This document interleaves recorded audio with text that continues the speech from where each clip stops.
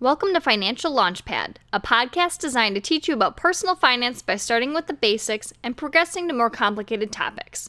We'll tackle a new topic every week and provide additional resources to learn even more and action items to launch your personal finance journey. I'm your host, Emily, and thank you for joining me as I discuss debt. Debt is the topic of our third episode, building upon budgeting and establishing that emergency fund that we talked about. And after you have those things in place, a plan for your money, and then also a little bit of a cushion, when inevitably something goes wrong and you need a bit of money, that's when we can focus a little bit more on paying down debt.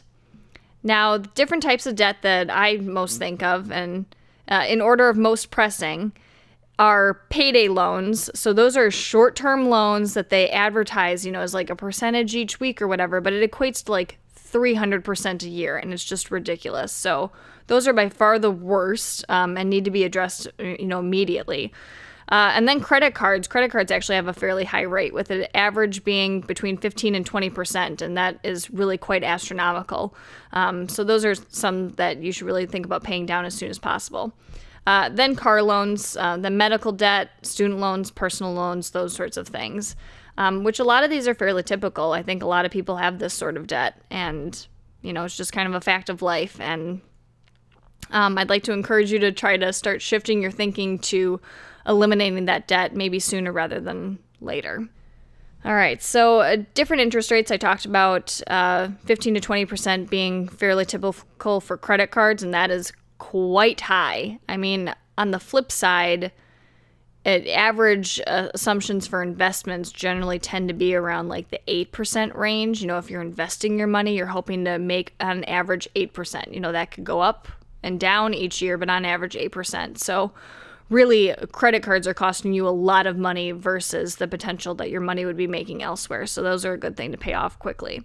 The average car loan's around 4%. That one's not too bad, but it's definitely still a bit above inflation and something that you want to deal with.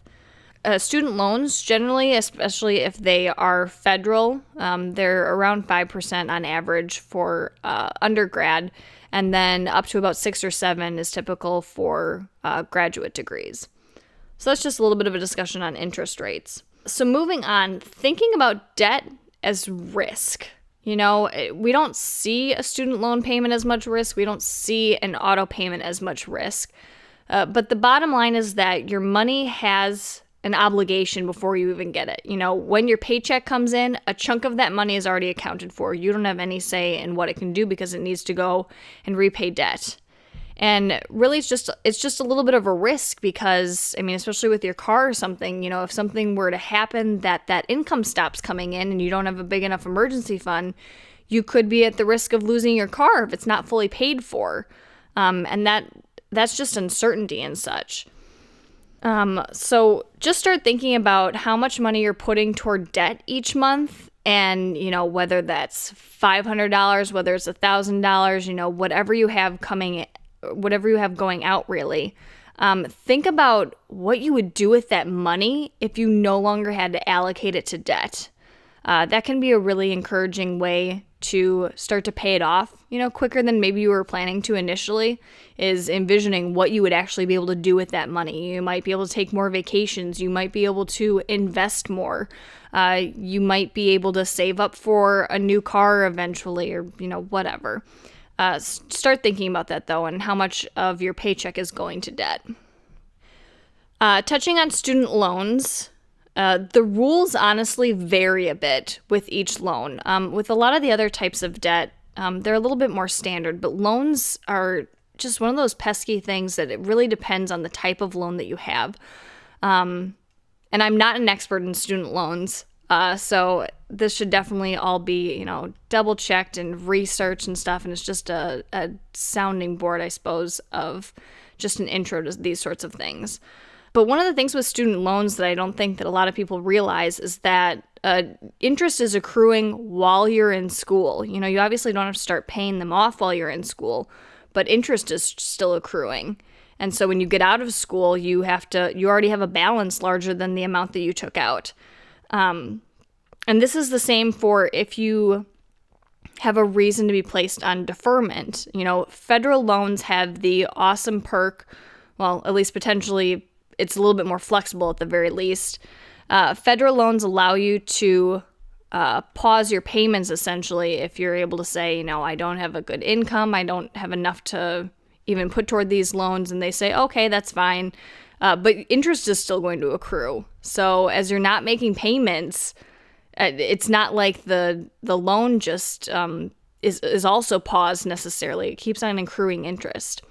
So that's definitely something to think about. And it's a perk and a flexibility of federal loans that I don't think is found in a lot of private loans. And that's one of the reasons why some people may keep a federal loan rather than refinancing to a private loan. But really, once again, it all varies on the different loans and stuff, and you should be researching your specific student loans and what your options are and what you feel comfortable with. Another thing that's come up in the news a lot recently, because I think that the first round has kind of come in, is the loan forgiveness program, where if you're, serving in a needed area, possibly as a teacher in maybe a poorer school district or, whatever, they've been touting a loan forgiveness program. Follow these rules and we'll forgive you loans after 10 years. It sounds like a few people have had their loans forgiven, but it seems a little bit complicated, and like people that thought they were qualifying and following all the rules find out that they haven't been, and it's just a really long time, 10 years or so potentially. I think it depends on the program and stuff and what you're enrolled in. But that's a really long time to be paying on loans and thinking that they're going to be forgiven and then finding out that they're not forgiven. So really, student loans are just super tricky. And I encourage you to research, your specific loans. If you're looking at consolidating loans, figuring out what the downsides are with the different product that you're refinancing to and all of that. And student loans are just so common now. It's really easy to graduate with them, and sometimes easy to get into a lot of student loan debt that I know a lot of people get very overwhelmed by, especially when it's a large amount compared to the amount that you end up getting paid. So I'll be going through a few ways to, pay off loans and really light a match under you and spark that fire to pay them off.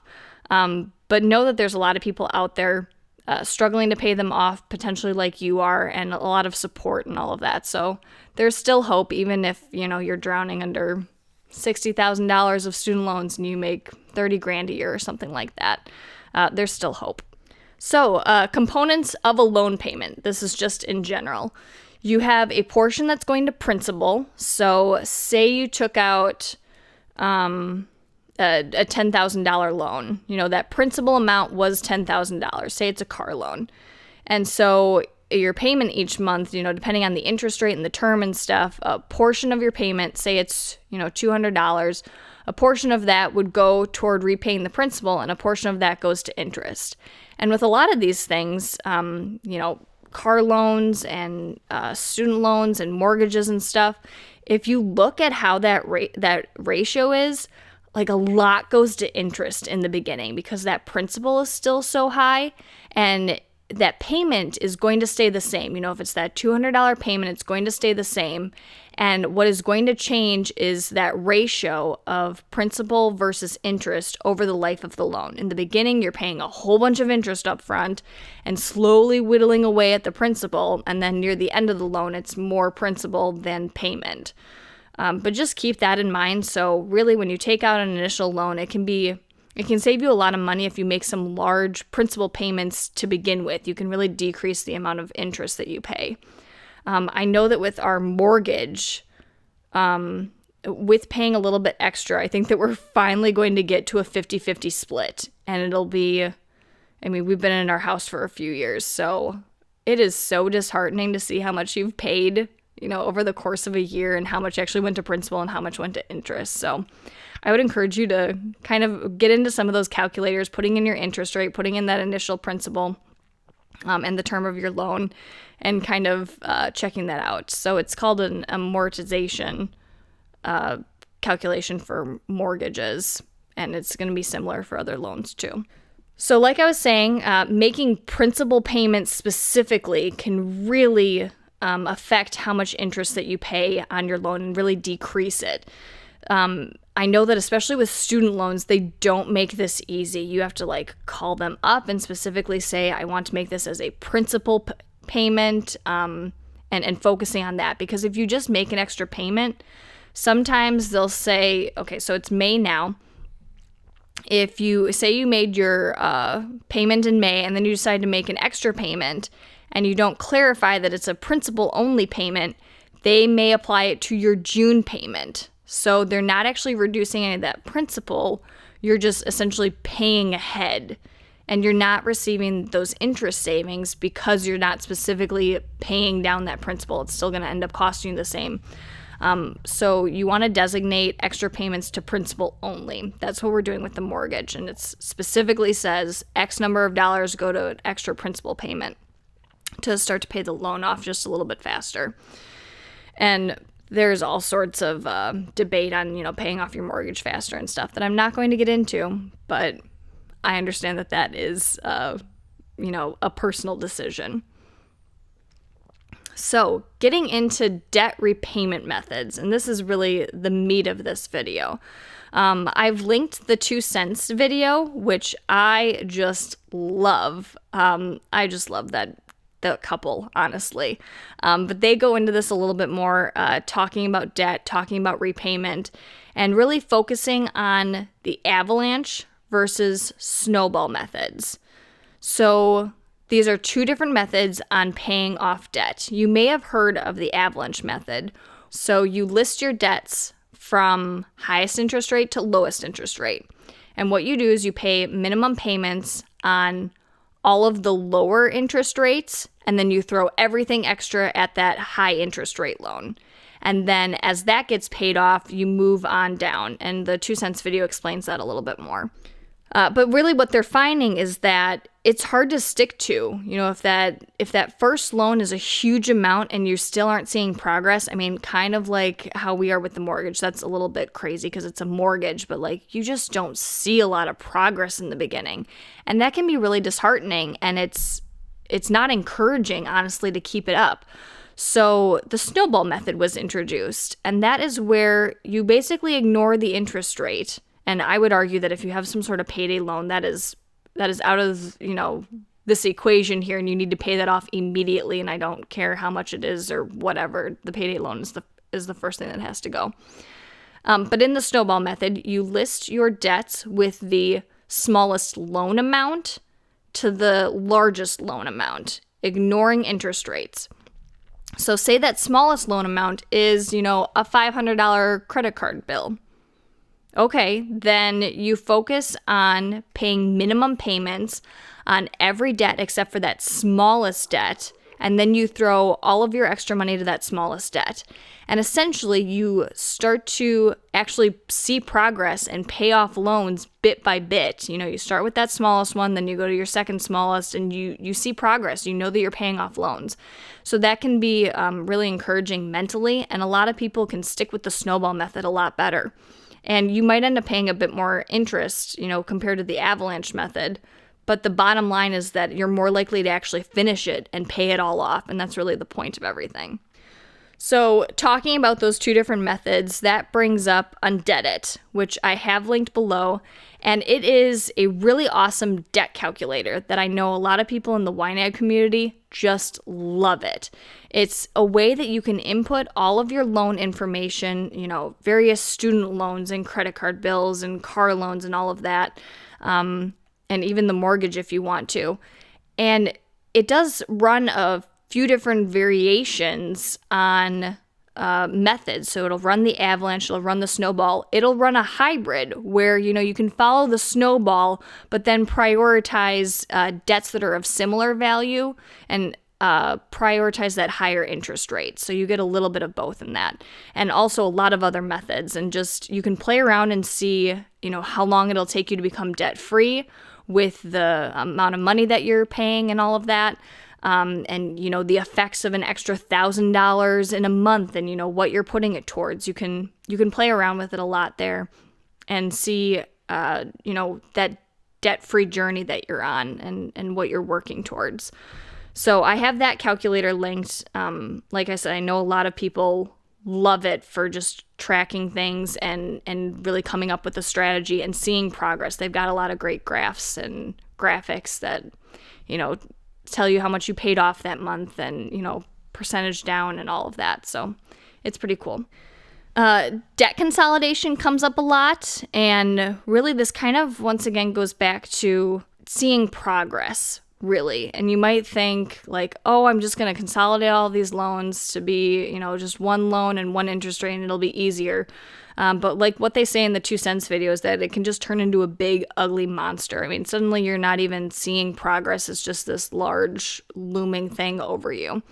You can also lose some of the perks and components really of the different loan types. And, like I was talking about with the student loans and being able to put that on deferment and whatever. So debt consolidation sounds like a good thing, but I would just encourage you to research it really fully and understand what you're signing up for. And sometimes it just makes more sense to just put the pedal to the metal and focus on your debts without consolidating them. I introduced Dave Ramsey in the last episode, and like I said, he's a bit of a controversial figure for some things, but man, oh man, he is encouraging for getting out of debt. He hates debt. He will tell you his story about how he basically went bankrupt at 30 after lots of real estate deals and stuff, and essentially the bank came calling for their money. I think that the economy was a little bit in turmoil at that point, and it just wasn't a good time to be owing money. So that's kind of his story, and he's really hated debt ever since. And he talks about that a lot. That's what a lot of people call into his show about is, I've got $27,000 in debt. How am I supposed to tackle this and whatnot? And he'll give a lot of tough love advice. He talks about in his Total Money Makeover book being gazelle intense. He hates debt. He doesn't really care what it is aside from a mortgage. He's tolerant of those just because it's hopefully on an appreciating asset instead of a depreciating asset, meaning your house is hopefully still at least retaining its value, if not growing, versus a car that's, constantly depreciating.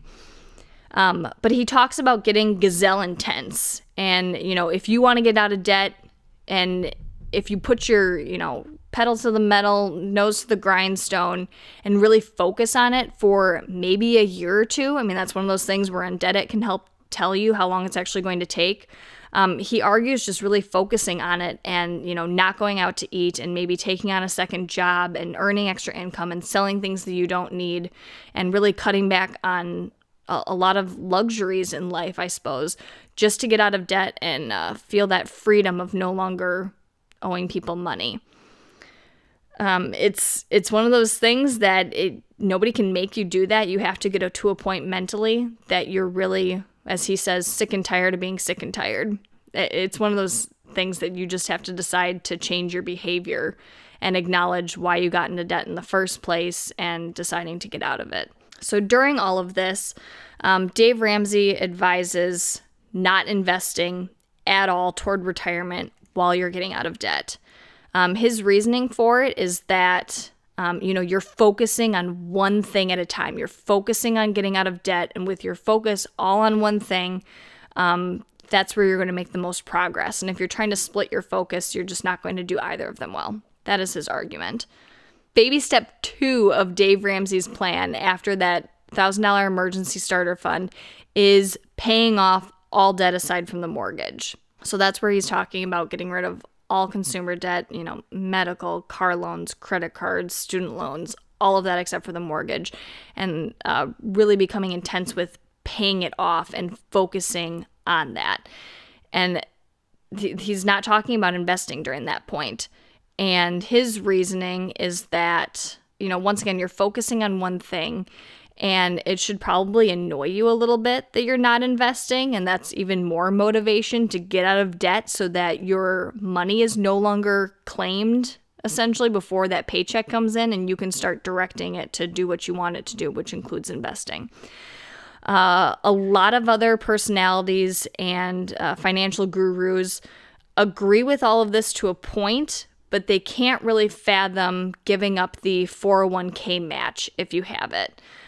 So, I mean, if, for example, some plan might be you invest 3% and they'll match it 3%. So that's 3% of free money on the table that you would be losing out on if you aren't contributing to your 401k.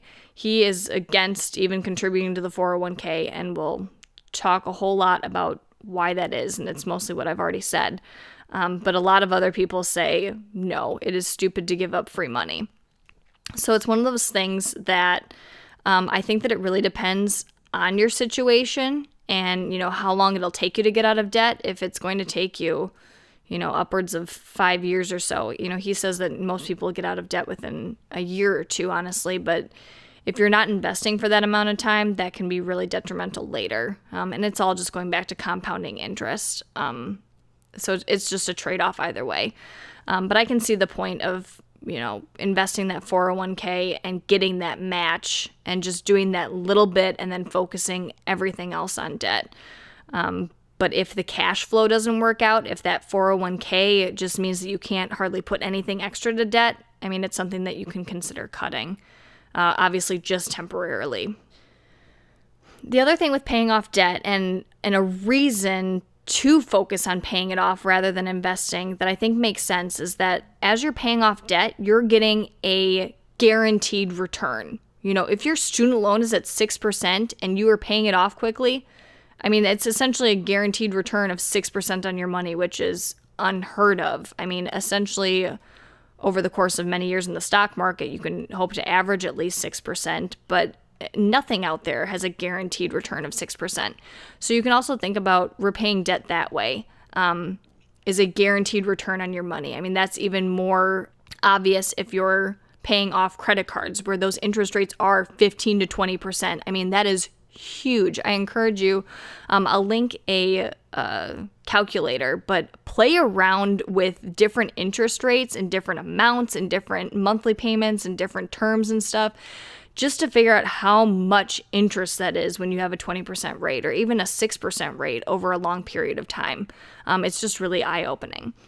So thinking about paying off debt as, increasing your net worth, which I'll get into a little bit later, it's essentially what you own minus what you owe. So obviously if you're decreasing that debt, you're decreasing what you owe and therefore increasing your net worth.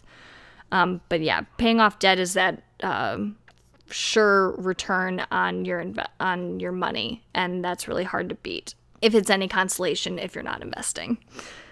All right, so you might think, there are promotions all the time of like a car that's at 0% or, furniture stores, mattress stores, it's a 0% loan. I would be stupid to not take out the 0% loan.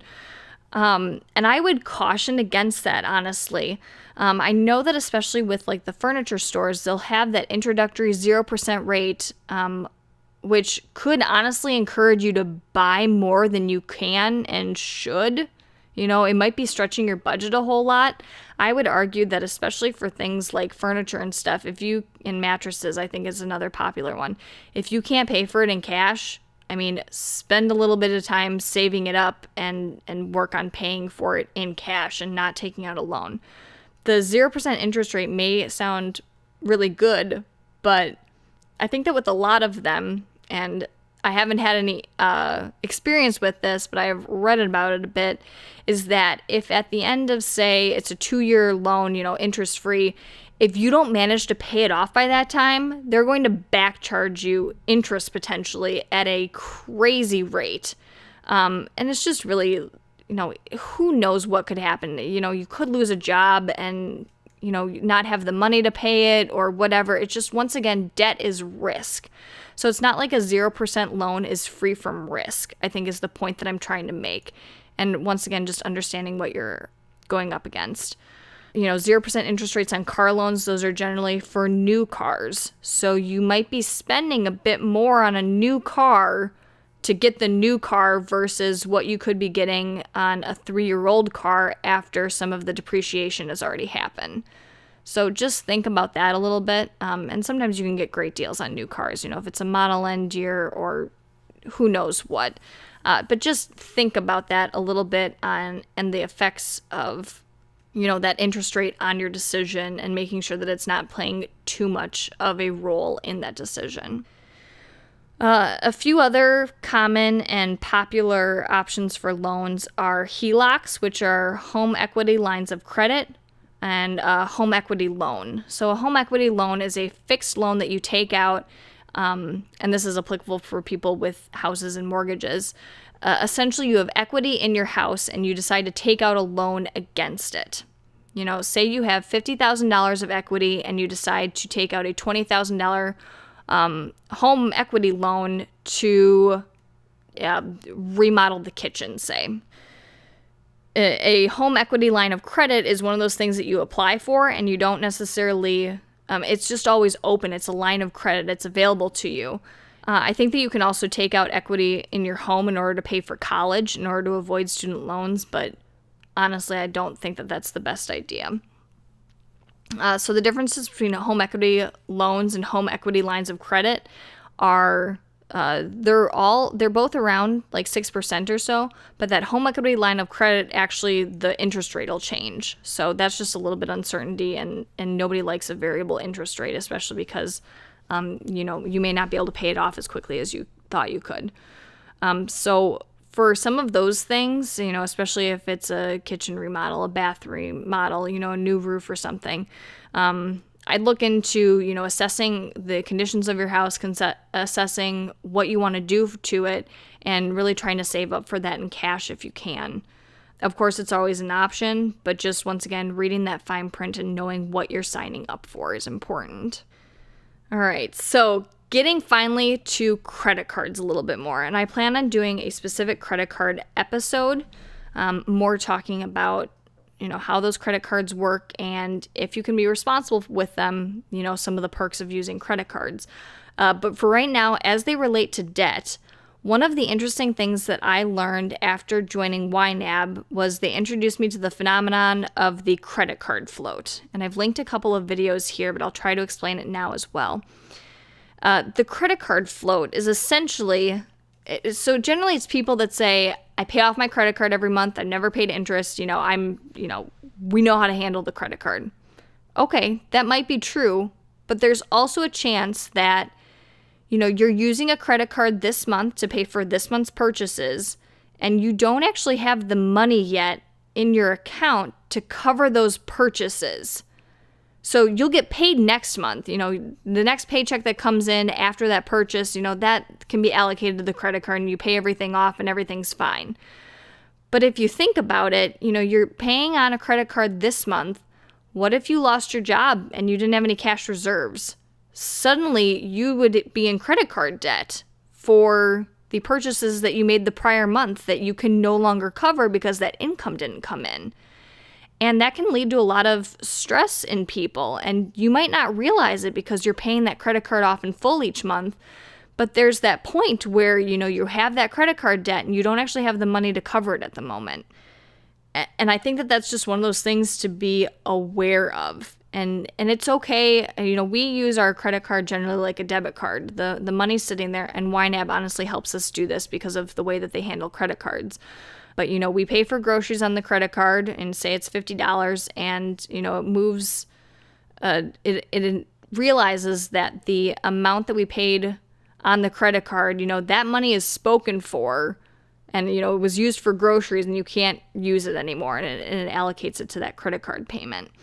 So really making sure that you have all the money budgeted and allocated before spending it on that credit card can really make a world of difference and make your situation less precarious in a way that, you may not have completely realized that it was precarious before, but it can make a difference. And one of the videos goes over, how to get off that credit card float, and it probably involves being in a little bit of credit card debt for a short amount of time as you work to basically switch that order around so that you have the money before you use the credit card, and so then all of your purchases are already covered. Finally, working on just avoiding debt. Dave Ramsey is a huge proponent of this. Once you're out of debt, you swear off debt, and, he hates credit scores and all of that, which I think can be a little unrealistic. I personally really like using credit cards. We do get perks. We don't pay interest. And I should preface by saying that if you have any issue with spending on a credit card with money that you do not have, I mean, I would seriously consider, freezing them in a block of ice and putting them in the freezer, or cutting them up and really getting yourself out of that habit of using those credit cards, because it's definitely not free money and it's costing you so much if you're paying interest that there's no reward in the world that it's going to make it worth that interest. So I would only recommend trying to use credit cards if you can do it in a responsible manner where you're always paying it off every month and never carrying a balance. So, I mean, that's one part of avoiding debt. Another is, like I said, having that emergency fund so that when something comes up, you don't have to go into debt to cover it. Funding those sinking funds so that when your car breaks down, you can use money that you already have and pay for it. If you're responsible with credit cards, it could go on a credit card that you pay off next month and you get points. That's cool. But making sure that you don't go into debt for some of those things that are coming up. Like I think I've said previously, we're currently saving up to try to buy a car in cash, which I did with my first car. We took out a car loan for the RAV, and really we only paid that off last year. It was a 2% interest rate, so it wasn't really a focus of ours to pay it off. But we just kind of got to a point last year where we're like, let's just pay this off. Like, the balance is getting lower and the money's just sitting there, and let's pay it off. So we bought the RAV and we took out a car loan for that. But now we're focusing on trying to save up for a new to me car in a couple of years that we're saving up for in cash. And once again, it's flipping that order around where you have the money saved up and then you make the purchase, rather than making the purchase and, continuing to pay a loan for X number of years. And really, those car loans can make a huge difference. If you constantly have a car loan, an average car loan in the US is $400 to $500, which honestly, that's like a $25,000 car and a 5-year loan. It's just not that unreasonable. But if you're constantly paying that car loan, say you only keep the car for 5 years and then you get a new car and you have a new car loan, it really, if you plug in those numbers and figure out how much you would have made had you invested that, it is mind-blowing. I mean, it is like hundreds of thousands of dollars compared to if you bought, a $10,000 car in cash and, ended up investing the difference and just driving that car until it died, 10 to 15 years later, and then buying another car in cash and using what money could have gone to a car loan and using it to invest. I mean, it can make a gigantic difference over time. So just consider that, especially if you're somebody that likes to continually buy cars. I really like just driving them until we can't anymore. The Civic, I'm hopeful, will still be drivable in a couple of years, and it'll just be kind of time for an upgrade because, it'll just be kind of old at that point, and I think that we're just going to be ready for a new car and all of that. But that's just a little bit about avoiding debt, is, thinking about how you can pay for a car in cash. Honestly, I just kept on thinking that we'd take out another car loan until I got more into this, and they're like, no, you can just save up for a couple of years and pay for it in cash, which honestly it didn't really completely occur to me, but that's what we're trying to do now. All right, so let's get to the action items. First, check out Undebt.it if you have multiple loans and you want to explore your options for paying them off. 2, using your budget and account balances, determine if you're on the credit card float. 3, if you need encouragement for paying off debt, read Dave Ramsey's Total Money Makeover and/or check out his podcast. So next I'll be getting into investing, and they will likely be shorter episodes focused on individual topics related to investing. So check out those next week. Like I said, there might be more than one a week because I want to get through it, but there's a lot to get through, and I want to make sure that you feel comfortable with investing and feel confident enough to actually begin investing if you haven't, or even checking out your funds that you're currently invested in and having a better idea about what those are and making your own informed decisions. Thanks for listening.